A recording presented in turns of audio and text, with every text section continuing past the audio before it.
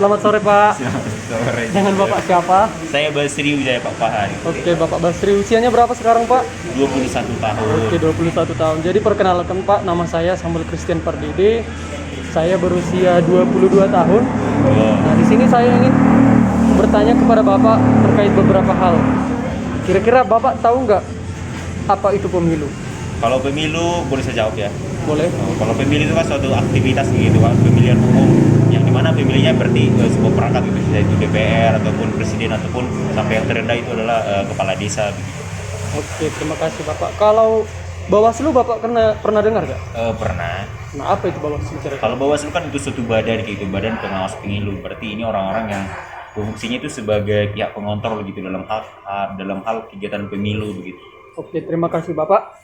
Nah, di sini juga saya ingin mempertanyakan beberapa hal. Yang pertama yaitu, apakah Bapak pernah melakukan pencoblosan pada saat pemilihan calon bupati dan wakil bupati Kabupaten Humbang Hasundutan pada tahun 2020? Pernah. Kemudian, siapa yang bertugas mendata Bapak agar terdaftar di DPT waktu itu? Kemarin itu seingat saya itu badan BPD, badan pengawas badan perangkat desa kalau itulah BPD. Kemudian dokumen apa saja kira-kira yang Bapak gunakan agar terdaftar sebagai pemilih pada saat itu? Kemarin syarat mutlaknya sih KTP gitu, berarti usia 17 ke atas, terus juga kakak gitu, cuman itu. Oh, terima kasih. Nah, pertanyaan berikutnya, mengapa pemilihan calon bupati dan wakil bupati itu di Kabupaten Humbang Hasundutan tahun 2020 hanya ada satu pasangan calon?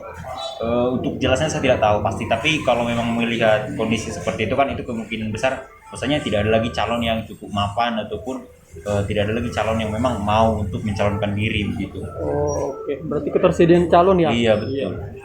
Baiklah, pertanyaan berikutnya, bagaimana kira-kira proses sosialisasi yang dilakukan oleh penyelenggara pemilu, dalam hal ini KPUD dan Bawaslu Humbang Hasundutan, terkait fenomena kolom kosong pada saat pemilu ketika itu? Oh, kalau itu mah memang suatu hal yang baru begitu ya, apalagi di Humbang Hasundutan ini kan gitu masih hal baru gitu. Ya. Kalau kemarin ke sosialisasinya sih lebih ke memanfaatkan pengurus desa, perangkat desa gitu kan. Ya. Perangkat desa datang ke rumah-rumah dan juga mengumpulkan di aula desa begitu Ya. terkait sistem pemilihan begitu. Oke, terima kasih Pak. Pertanyaan berikutnya nih, selama tahapan pemilihan berlangsung, apakah Bapak pernah terlibat dalam beberapa kegiatan kampanye? Dan apakah yang menjadi sumbangsi Bapak dalam kampanye tersebut bila terlibat? Saya belum pernah terlibat dalam kampanye. Belum pernah terlibat Iya, sama betul. sekali. Oke, terima kasih. Nah, pernahkah Bapak menemukan pelanggaran selama tahapan pemilihan umum itu berlangsung? Nah, jika pernah, apakah Bapak melakukan pelaporan terkait pelanggaran tersebut? Saya pernah menyaksikan kayak gitu, tapi cuma menyaksikan tapi untuk melapor belum. Oke. Kemudian, mengapa kira-kira Bapak itu merasa tertarik untuk ikut berpartisipasi dalam Pesta Demokrasi tahun 2020 dalam pemilihan calon bupati dan wakil bupati Humbang Hasundutan pada tahun 2020? Yang pertama sih karena memang kita punya hak gitu kan.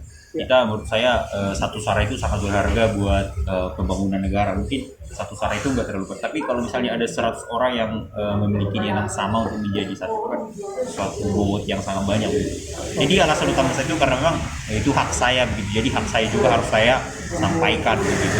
Oke, terima kasih Bapak. Ini pertanyaan terakhir nih. Iya boleh. Bagaimana tanggapan Bapak terkait Pilkada Humbang Hasundutan yang berlangsung pada tahun 2020? Kalau menurut saya sih pilkada itu cukup apa ya? Pertama itu banyak pro dan kontra gitu kan. Ya, gimana tim suksesnya saling berbentrokan kayak gitu kan. Terus yang kedua memang itu fenomena yang menarik kalau misalnya kita melawan kotak kosong kayak gitu. Itu misalnya ada suatu stigma misalnya kalau bagaimana kalau kotak kosong yang menang kayak gitu kan, itu suatu pikiran yang menantang kayak gitu. Tapi kalau menurut pengalaman saya itu suatu hal yang baru gitu. Bagaimana pengetahuan masyarakat tentang demokrasi itu semakin tinggi gitu, dimana seseorang itu bisa saja melawan kotak kosong gitu karena tidak ada kandidat lain yang memang berkapasitas gitu untuk melawan satu kandidat lain. Oke, terima kasih Bapak. Mungkin itu saja yang bisa saya tanyakan. Terima kasih atas kesediaan Bapak. Mohon maaf sudah mengganggu waktu Bapak. Salam sehat.